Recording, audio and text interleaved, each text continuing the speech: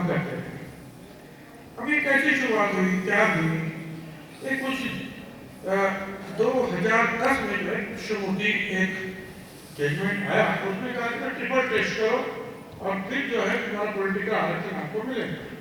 Triple test में क्या था, SC ST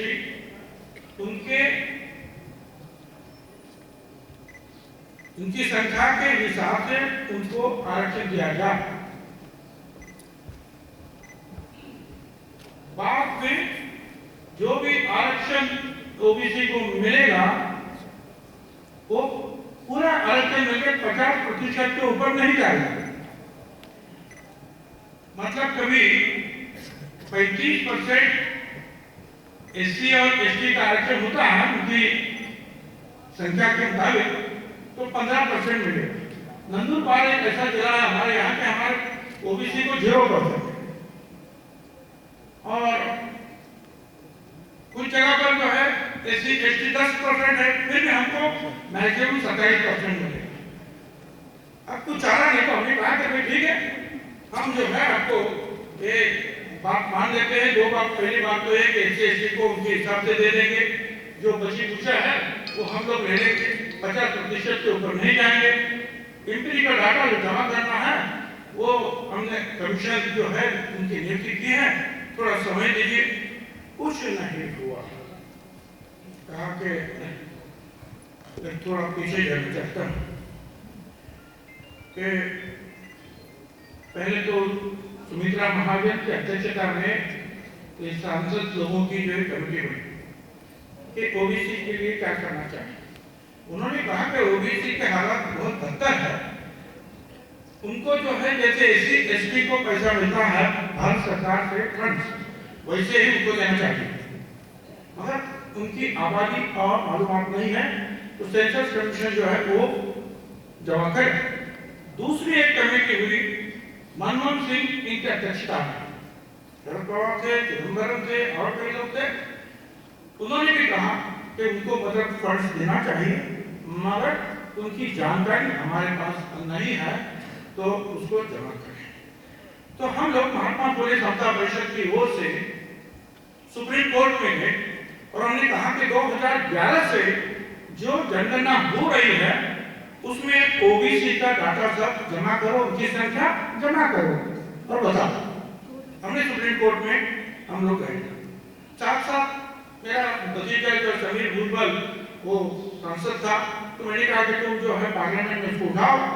पार्लियामेंट ने उसमें उठाया और कहा कि भाई ये जो 2011 से जो जनगणना हो रही है उसमें जो है हमको हमारी भी जनगणना होनी चाहिए। अब इसमें जो है समता परिषद की ओर से हमने जो पिटीशन किया था वो भी मेरे पास है। हमने सीधा कहा था कि हमारी जो है सारी मालूमात जनगणना ओबीसी की होनी चाहिए। फिर उसके बाद 6, 5, 10 को जो है समीर भुजबल जी ने रखा कि ये होना चाहिए ओबीसी की जनगणना। बीजेपी के उपनेता थे, सांसद पार्लियामेंट में गोपीनाथ राम मुंडे ने कहा कि ओबीसी की जाति गणना होनी चाहिए। गोपीनाथ राम मुंडे जी ने कहा। बाद में यह हुआ कि मुलायम सिंह यादव साहब ने कहा, मेरी आपके द्वारा गृह मंत्री जी से अपील है कि अपने बयान में संशोधन करके हम सभी लोग जो कह रहे हैं शैक्षणिक, आर्थिक, सामाजिक और जाति के आधार पर जनगणना कराई जाए। फिर आगे चलकर दारा सिंह चौहान ने कहा कि हमारी पार्टी की मांग है जाति के साथ जनगणना होनी चाहिए। लालू प्रसाद जी भी वहां थे, उन्होंने बोला कि सब जातियों की जनगणना हो, हम जाति के आधार पर जनगणना कराना चाहते हैं। इससे जाति के साथ साथ सामाजिक, आर्थिक, शैक्षणिक हालात को भी शामिल किया जाए। ये बार बार सभी लोगों ने वही बात कही और देवेगौड़ा साहब ने भी कहा, नामा रागेश्वर राव उन्होंने भी कहा कि 80 साल के बाद देश में जाति अगर जनगणना के लिए सरकार अग्री करे तो अच्छी बात है। तो ये सब बातें चलती रही और फिर प्रणब मुखर्जी ने कहा हाउस में आकर, कांग्रेस की गवर्नमेंट थी, sir so far as the caste based census is concerned, the Home Minister has already responded. While the House was adjourned for the time being, I request Mr. Sharad Yadav, Mulayam Singh Yadav and any other who is interested that what ingredients you want to be put in the format for which the caste census will be operated, kindly prepare it and hand it over to us and we will look into those aspects. तो उन्होंने भी जो है कहा कि भाई ठीक है, हम करते हैं, तुमको क्या क्या चाहिए उसमें हमको बोल दीजिए। फिर 12 अगस्त 2010 को प्रणब मुखर्जी साहब ने फिर से कहा, the decision taken by the group of ministers is that caste will be canvassed in the census without affecting the integrity of the head count. उन्होंने भी कहा बात। अब इतना होने के बाद हुआ क्या, सेंसस कमीशन के ओर से जाति गणना नहीं हुई। उसके लिए उन्होंने ग्राम विकास और नगर विकास इनके माध्यम से डाटा जमा किया। 2016 में डाटा मोदी साहब के गवर्नमेंट के पास आया। उन्होंने कहा कि अच्छा, जेटली साहब ने एक दिन कहा कि डाटा आया है, लोग बहुत गरीब है ओबीसी के, उनको देना चाहिए, घर आरोग्य शिक्षा सबके पीछे है, देना चाहिए। उन्होंने आंकड़ा नहीं बताया। फिर उन्होंने कुछ किसी ने कहा कि उसमें गलतियां है। पंगड़िया कमेटी नियुक्त की कि भाई उसमें जो त्रुटियां है दूर करें। पंगड़िया कमेटी में 5 सदस्य जो है देने थे, 5 साल तक दिए नहीं, पंगड़िया इस्तीफा देकर चले गए। 2017 में महाराष्ट्र से एक शख्स सुप्रीम कोर्ट में गया और कहा कि ट्रिपल टेस्ट नहीं हुई है तो इसके लिए आरक्षण कैंसिल करो। केस चली। फडणवीस साहब हमारे मुख्यमंत्री 2 साल उन्होंने कुछ नहीं किया। जब इलेक्शन आया 2019-20 का तो एक अध्यादेश जो है एक निकाला ऑर्डिनेंस, और फिर उनके ध्यान में आया कि बिल का डाटा नहीं है। फिर उन्होंने डाटा मांगा, नीति आयोग से मांगा, सोशल जस्टिस से मांगा, हमारे दूसरी पंकजा मुंडे मिनिस्टर थी उन्होंने मांगा। कहीं भी उन्होंने नहीं कहा और कुछ, सिर्फ इतना ही कहा तो उसमें त्रुटियां हैं, हम नहीं दे सकते। हमारी गवर्नमेंट आई उद्धव ठाकरे नेतृत्व में, हमने डाटा मांगा, तुम्हें डाटा दे दो, नहीं दिया। हम सुप्रीम कोर्ट में गए, 2 केसेस सुप्रीम कोर्ट ने हाल किए। हम सुप्रीम कोर्ट में गए और हमने कहा कि सुप्रीम कोर्ट भारत सरकार को कह दे कि वो जो एम्पिरिकल डाटा उनके पास जमा है वो रखने के लिए नहीं, हमने मांग की थी इसलिए दिया है। ये हमने तो आपको जो भाषण पढ़ा है वो दे दो, हमको सारे राज्यों को दे दो ताकि ओबीसी का आरक्षण ठीक ठाक रहे और कायम रहे। हमें क्या, उन्होंने कहा कि नहीं उसमें जो है काफी गलतियां हैं। तो हमारे जो वकील थे एमपी विल्सन साहब थे, मुकुल रोडवी थे, सिवल थे, नाफड़े थे, चंदवे थे, बहुत सारे। उन्होंने बताया ये देखिए तुम्हारा स्टैंडिंग कमेटी का, पार्लियामेंट की स्टैंडिंग कमेटी का ये सारा मिनट्स देखो, उसमें सीधा लिखा है कि registrar general and census commissioner of India minister of home affairs has informed that the data has been examined and 98.87%, मतलब करीबन 99% data on individuals, caste and religion is error free, मतलब उसमें कोई गलती ना, 99% डाटा सही है ये कहा। आप बाजी पलट गई, अड़चन हुआ। दूसरे दिन भारत सरकार ने दूसरा एफिडेविट कर दिया कि हाँ वो डाटा तो है मगर ओबीसी का नहीं है। तो हमारे लोगों ने बोला भाई क्या नहीं, वो सोशियो इकोनॉमिक डाटा है। तो हमारे वकील आगे बढ़ो, socio economic caste census SCCS, और तुमने जो फॉर्म जो बताया था ये फॉर्म है जिसमें लास्ट में लिखा है कास्ट। तो आप कैसे कहते हैं कि भाई ये ओबीसी का डाटा नहीं है? तो मैंने कहा भाई ये नहीं है डाटा ओबीसी का। अब कोर्ट ने कहा कि अब हम क्या करें? वो कहते हैं ओबीसी का डाटा है तो नहीं है, हम क्या करें? तो एक केस वहां गई। दूसरी केस हमने कहा कि हमको समय दीजिए। हालांकि जनगणना करना ये राज्य की बात नहीं है, ये काम जो है पूरी जिम्मेदारी भारत सरकार सेंट्रल गवर्नमेंट की है, उनके हिस्से में काम आता है। हमारा जो है कामों का जनगणना उनके हिस्से में।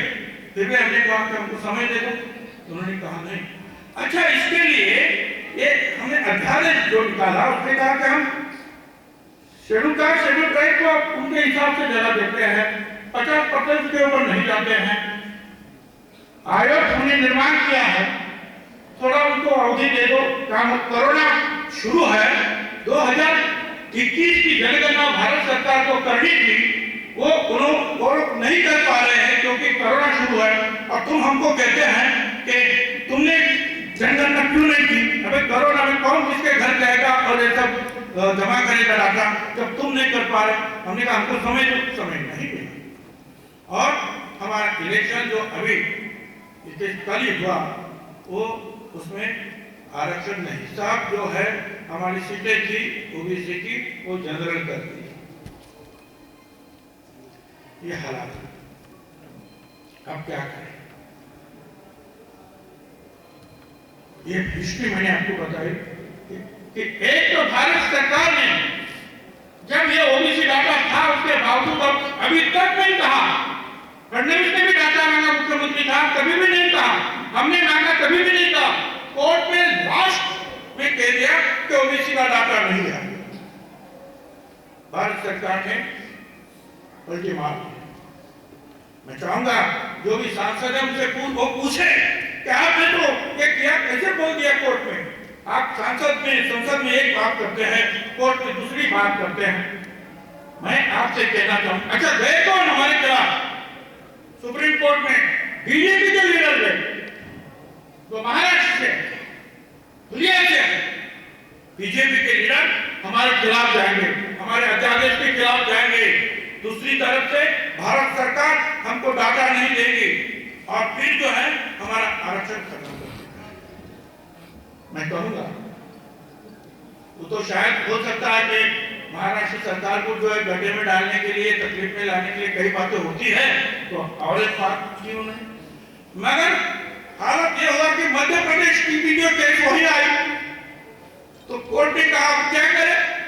जो महाराष्ट्र को दिया है जजमेंट, वही जजमेंट तुमको मध्य प्रदेश का भी आरक्षण दो। अब कर्नाटक उसके पीछे आ रहा है, फिर गुजरात आएगा, यूपी आएगा, सब आएंगे, सब जो है आरक्षण खत्म हो जाएगा। मुझे इसमें आनंद नहीं है कि कर्नाटक बीजेपी का है या मध्य प्रदेश गवर्नमेंट का। मुझे दुख इस बात का है कि मेरे ओबीसी जो है देश के, जो मंडल आयोग के वजह से हमको मिला था अधिकार, हक, वो हक खत्म हो रहा है, वो हक खत्म हो रहा है। इसलिए मैं चाहूंगा ज्यादा समय नहीं होगा, मैं इतना ही कहूंगा कि मांग तो यही होनी चाहिए कि 2021 की जो जनगणना आप कर रहे हैं उसमें ओबीसी की जाति गणना करनी चाहिए किसी भी हालत में, वो हमको मिलना चाहिए। और इतना ही नहीं, जैसे शेड्यूल कास्ट शेड्यूल ट्राइब को संविधान का समर्थन है पूरा, वैसे ही ओबीसी का आरक्षण जो है संविधानात्मक हो, क्योंकि हम 54% है, उसके बावजूद हाफ 20% हमको आरक्षण मिला। और जब से आरक्षण मिला 30 सालों से मैं कोर्ट के चक्कर में कुछ भी हम देंगे, आपकी संख्या कितनी है, चलो कोर्ट बाजू सुप्रीम कोर्ट तक कुछ भी हम देंगे, कोर्ट बाजू शुरू। इसलिए उसको संविधान में जो उसको शामिल किया जाए, हमारी जनगणना की जाए। और ओबीसी देखिए ये बीजेपी का मैं तो पॉलिटिक्स नहीं बोला तो मगर ये पहले से उनके कथनी और करने में काफी फर्क है। वो तो आरक्षण मुक्त भारत करना चाहते हैं। कई बार उनके मुंह से बात उंगली है। इसके आज ओबीसी तकलीफ में है, कल हो सकता है शेड्यूल कास्ट आएगा, शेड्यूल ट्राइब आएगा। इसे हम चाहते हैं कि हम सब लोग एक साथ आवाज उठाएं और हमारे आरक्षण को हम बेकरार रखें, ठीक ठाक रखें। कल रात को लेट बहुत एक उन्होंने कुछ मीडिया में छपा दिया कि हम कुछ कर रहे हैं। नहीं, कब कर रहे हैं? जब इलेक्शन होकर जाएगा, 5 साल तक ओबीसी जो है इस पॉलिटिकल आरक्षण के दायरे के बाहर रहेगा, तो कब करेंगे? करना है तो तुरंत करो। और जिनका भी आरक्षण जहां इलेक्शन हो रहा है, वो आरक्षण कैसे साबित रहे, ठीक ठाक रहे, उसके लिए वो काम करे, तुरंत निर्णय ले। क्योंकि इलेक्शन कमीशन तो रुकने वाला नहीं है। कानून से जो है समय खत्म हो गया, इलेक्शन होगा और सारे इलेक्शन जो है ओबीसी के बिना हो गए, हमारा आरक्षण चला जाएगा। फिर एक बार पॉलिटिकल जाएगा, फिर शैक्षणिक जाएगा, फिर नौकरियों का जाएगा, सब कर। तो इसलिए मैं सबसे जो यही प्रार्थना करूंगा, काफी बड़े बड़े लोग हैं, सांसद है यहाँ, आप सब लोग एक होकर जो है, अब पता नहीं ये सांसद अधिवेशन तो खत्म होने को आया है और फिर भी है, हम देश भर में आवाज इसलिए धन्यवाद देता हूँ नेशनल ओबीसी कांग्रेस आपने दिल्ली में किया है। आप सब लोग अपने अपने राज्यों में जाकर इसके खिलाफ आवाज उठाए, लोगों को जागरूक करें और ओबीसी का शौक से आप खड़ा हो जाओ। जब तक आप बोलेंगे नहीं, आप चिल्लाएंगे नहीं, रास्ते पर आएंगे नहीं, तब तक कोई सुनवाई नहीं होगी। एक के बाद एक दबाते जाएंगे और हम लोग को खत्म कर देंगे। इस चंद लोगों के साथ मैं समाप्त करता हूँ। धन्यवाद। जय हिंद। Thank you sir. हमारे दो साथी जाना चाह रहे हैं, इसीलिए मैं गुजारिश करूंगा कि right now we launch the daily declaration first and after that the Shudra volume.